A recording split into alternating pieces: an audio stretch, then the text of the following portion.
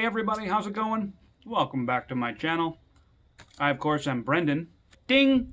And today I have something special for you. Not just these Cheetos, which are awesome. I was interviewed by, I forget who, we'll go over it in the footage, with some random chili myths and chili knowledge and stuff like that, so I could kind of lay down like a basics, like Chili 101, some questions that a lot of people ask. Some stuff I've heard, which were strange. I forgot to answer the question, can you get a hybrid by taping two seeds together? Somebody asked that. The answer, of course, is no, absolutely not. But I thought it would be interesting to share this with you. It was mildly uncomfortable, but whatever. I don't like being questioned too much. So, I'm going to keep eating these. Talk to you again after it's over. Here's that interview. Hey guys, how's it going? I hope I filmed an intro so you know what channel you're watching and who I am. But today I'm lucky enough to be interviewed, and it's with this nameless reporter who is ignoring me.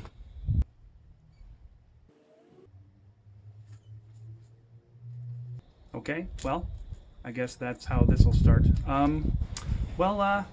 I guess let's just dive in. Yes, well, thank you for having me on this clearly professional YouTube show.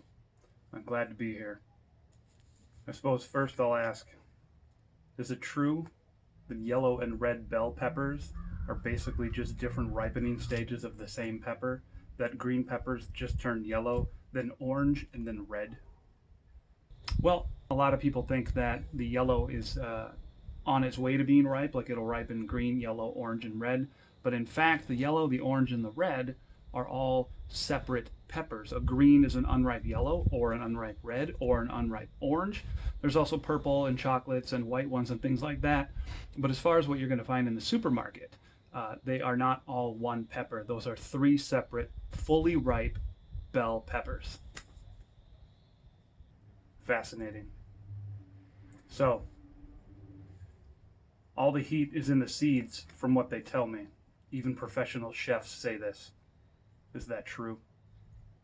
I get this question a lot. A lot of people think this is true. It is not. The heat is going to all be in the placenta, or the pit. It's that white stuff that's inside there. The seeds don't actually produce any heat on their own. It's kind of like saying this sponge is covered in Pepsi. The sponge itself doesn't produce Pepsi, but because of its proximity to a puddle of Pepsi, it has Pepsi on it, if that makes any sense. But no, all the heat is not in the seeds. Remarkable. Can you identify what pepper is growing just by looking at the seedling? That is a really good question. There are ways to tell from the plant what species it's going to be. If you look at the leaf structure and what the flower looks like and its growth habits and things like that. As far as identifying a particular strain, you're going to have to wait until it grows out, and there are so many strains out there. It's really hard to tell. Somebody posts a photo of a green super hot and says, what is this? Like, what do you think it is? It could be literally one of thousands. But as far as telling from a seedling, no. You can only tell the species of the pepper that's growing, not the actual strain. I see. Can you get rid of the burning in your mouth by rinsing it out with water after eating hot peppers? From water? Not from water. Capsaicin is what's called a hydrophobic alkaloid, or better yet, water. It repels water. So what you're going to do is you're just going to wash the molecules of capsaicin through your mouth and make it, in effect, hotter. You're going to feel cooler because of the temperature of the water versus your body that thinks you're burning. But realistically, no, it's not going to change anything. You're going to want lactose, yogurt. I use yogurt, milk, ice cream, things like that. Lactose binds to the same receptors that capsaicin binds to, and it provides you with an actual cooling. And it's temporary, like everything else. You're still going to burn, but it will make a difference. Water will not. Splendid. Sometimes when I'm shopping and I buy a bell pepper, I'll cut it open and there'll be another little pepper inside. Can you eat that? That is a fascinating thing called parthenocarpy. Another word is parthenogenesis. And it's just basically that kind of translates to fruit that grows without fertilization. And so it'll grow. You'll open your pepper, and there's a little green pepper in there. They're absolutely edible. I think they're really good, and if I could afford it, I'd buy 1,000 pounds of red bell peppers just to cut those things out and make a weird sauce out of it. But yeah, no, those are perfectly edible. I think they're kind of, for lack of a better way to put it, they lack the earthiness that is inherent in bell peppers.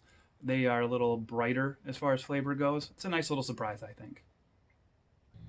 I had no idea.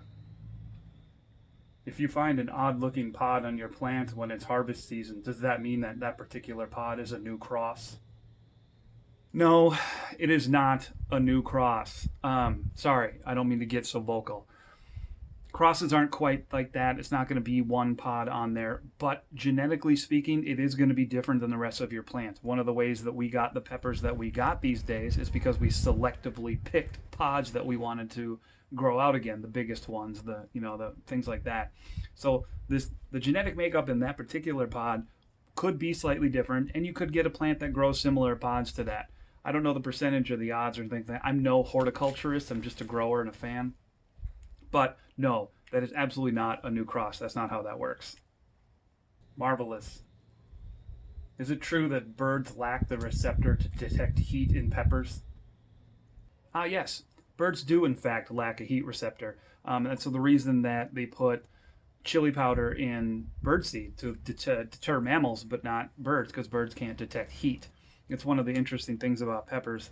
Originally, the wild peppers were red and they grew upward, which was attractive to birds. They would swoop in, pluck them off, fly away, poop them out miles away, and they got natural fertilizer, and the peppers would spread before mankind ever came along.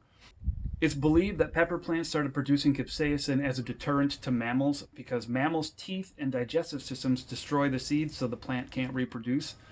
And it's also believed that capsaicin was for the plant's defense against insects, too. So, sorry, I'm stumbling on my words. I think about this all day, and then when it comes out, it's just like, so, yeah. Flabbergasting. Should I take off the hat? Do you care if I take off the hat? Does it matter? No. Okay.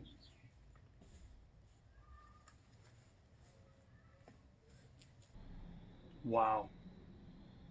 If you get pests on your plant, do you have to throw that plant away?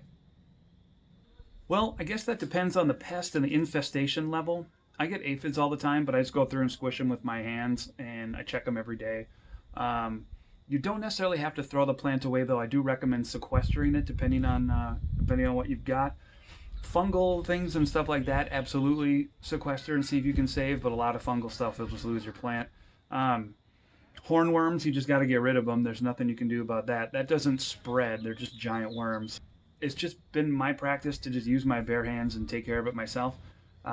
I have had really good luck this last 10 years with insects and just taking care of it myself. But no, you don't necessarily have to throw it away. If you catch it in time, you'll be A-okay. Consider me bugabooed. If you start plants indoors, can it just work with a bulb? Like a regular light bulb? That's weird. So no, that's not quite how it works. What you want to do when you start a seed inside, you need a heat mat. Hot soil is really, really important. Hot, moist soil. You don't need any lights until it actually sprouts up. Seeds have a connection with the earth and they're in tune with gravity. They know they have to grow upwards. And so they'll pop out, and that's when you want to give them light, obviously. That's when they start feeding on light and synthesizing and things like photosynthesizing and things like that. But no, a regular light bulb and some dirt is not going to do it. You need to put forth a little bit of effort. For your question, no. Huh. Pardon my emotion for this, but this one's rather funny. Is it true that mean people grow hotter peppers? Your emotion is astounding. I'm gonna say no. Yeah. I am in awe. Sometimes when I'm at my local supermarché, I'll buy jalapenos, and they will have little white marks like lines or whatnot. What is that exactly? Ah, Yes, that is a phenomenon that we call corking. It's basically stretch marks. They grew faster than the skin could keep up with. There's a old wives' tale that those are hotter. That is not scientifically true at all. I like them. I kind of like the flavor that I get with corking, but it doesn't. It's perfectly edible. It's perfectly safe. It just kind of adds like a strange woodsy texture. It's not appealing to everyone. That's why in the States you're going to see a lot of those left in the jalapeno bins. But I seek them out. I like them. So yeah, that's just called corking. Yep. Amazing. I had a neighbor who swore his bell peppers were hot because they grew next to a jalapeno plant. How do you feel about that? That's not how it works. That's not how that works at all. No, for a cross to happen, I mean, no, that's so confusing to me that people think that. I don't know how to answer that. I'm going to say that's not how it works, because that's not how it works. Finally, when people create peppers, exactly what is that process? It's easy, but it's hard at the same time. Simply put, you take the pollen from one flower and put it onto another flower, and then you mark that flower, obviously, so you remember. And it's the seeds that grow from the pod you crossed that will have the cross in it, not the plant. As far as crosses goes, literally just pollen from one flower onto another one. Essentially, it's a little deeper, and then you grow it out, and only the seeds from the pod you pollinated will have that cross. Well, this was positively delightful. Thank you.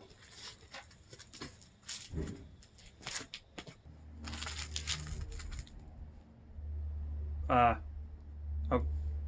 okay. What the hell? I guess he left. Alrighty. So that was the interview. I thought it went fairly well. Till the end, he just kind of left, but whatever. So that's about all I have for this week. I hope your takeaway is a little bit of information and some good stuff. So I will leave you with that. Never forget, inspire to perspire.